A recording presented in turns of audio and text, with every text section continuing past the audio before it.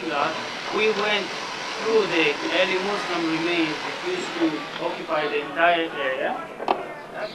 After we documented everything, there was nothing too much significant to leave on site. We went down and we hit the remains of the Byzantine period. These walls here are part of the construction of the Byzantine people, starting sometimes in the 4th century AD. And as you can see, huge wide walls that are going all the way down. They didn't care about remains underneath because they were, of course, they weren't archaeologists.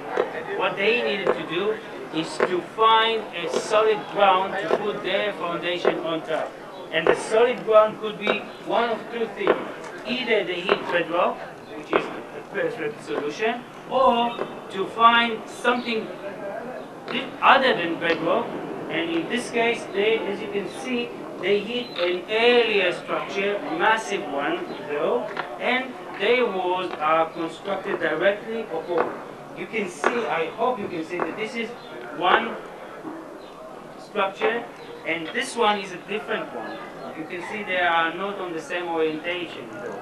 This is later than the earlier structure. Byzantine people built their structure, and you have to remember, on top, that's the upper part of the city of David Square. In your imagination, you have to realize that it starts to descend all the way down, and you are standing in the Doron Valley. You are in the valley now. And the Byzantine people, once they started their constructions here, they still could see some of the valley, the natural valley. And because we know that Byzantine period, Jerusalem was pretty occupied with many people, they needed every space available to build their houses. So they also went down to the Doron Valley and constructed their building in the Doron Valley. Important, significant, let's leave them aside for a moment. Below, once archaeologists did finish or end the excavation of the entire Byzantine ruins here, they started to uncover the earlier, it's a different page in the book of Jerusalem here, Second Temple period. This structure, a very unique one in the city of David, because it is very large. You are looking at a corner here, you see the corner of the structure. This is northeastern corner of the structure that is running. This is the eastern wall, it's quite massive wall. You can see there are two stories that were preserved on more than 5 meters. Nothing here, as you can see, there was a team of the Israel Antiquity authorities that came to support and to hold the structure as it was uncovered. There is not even a single stone that we added to the structure. That's how we uncovered the whole structure. You can see 2 stories high, and hopefully you can see that this structure running still to the south below.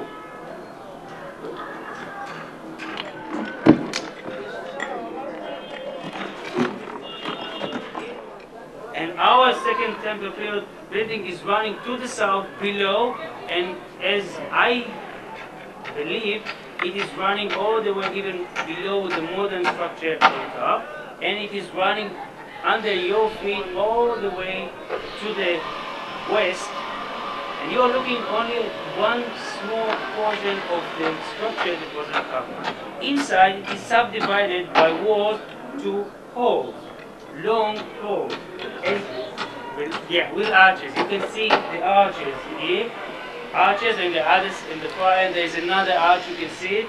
The arch used to serve as the ceiling for the lower floor and as foundation for the floor of the second floor. The whole structure here, oh, I forgot to mention, it had another northern annex. The annex here with all these pits, they are all plastered, as you can see. With this gray plaster, there is one pit over there. one peek in. You don't see it very well, but believe me, take my word on it. There's another one here. Two of them are mikvahs. If you don't understand some of the expressions, let me know. Ritual bath, these two mikvahs, and then this is a water cistern here. Maybe the source of water for these two mikvahs. This is, ignore the walls. They don't belong. They are later, the Byzantine. Erase the walls. Then you see the annex, the real annex that served with the Second Temple period structure here. They serve together simultaneously. And we know that, hopefully, still we don't have the boundaries of the northern annex. This is a large annex serving the people that used to live on this structure here. The structure here was found, it was destroyed purposely in 70 AD. We know it because the core is found on the floors of the lower floor. The coins are all dated to the very end of Second Temple Jerusalem, 70 AD. So we know that it was destroyed by the Romans with the destruction of Jerusalem. Everything, if I can tell the story of the destruction of this single structure, I would say that people, whoever they were, through the upper part of the walls. You can see there are some huge rocks in the walls. Inside the structure, the arches could not hold anymore the weight of the mass of stones on top, and everything collapsed down. And what we were doing here is actually cleaning the remains of the massive stones and picking all the remains of the arches that just fell down all the way to the green floors of the basement, if I may say so, because the lower story itself is a basement, as we understand.